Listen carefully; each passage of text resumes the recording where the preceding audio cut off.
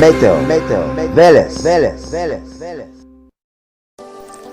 И денес времето во Македонија ќе биде во попладневните вечерните и нотните часови нестабилно. Вчера најмногу дожд наврна во Битола 54 литри, Прилеп 12 литри, потоа Охрид и Крива Паланка 6 литри, Берово и Струмица по 5 литри и така натаму.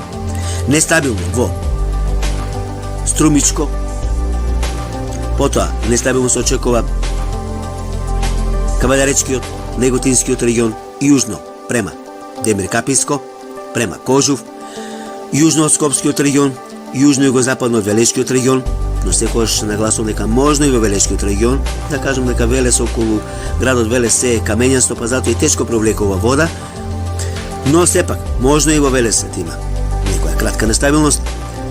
Нестабилно и околу Скопскиот регион, претежно северниот регион, околу Скопска Црна Гора, позади водно.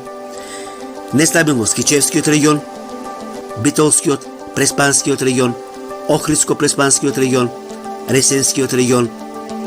Таму се очекуваат и грмотевици.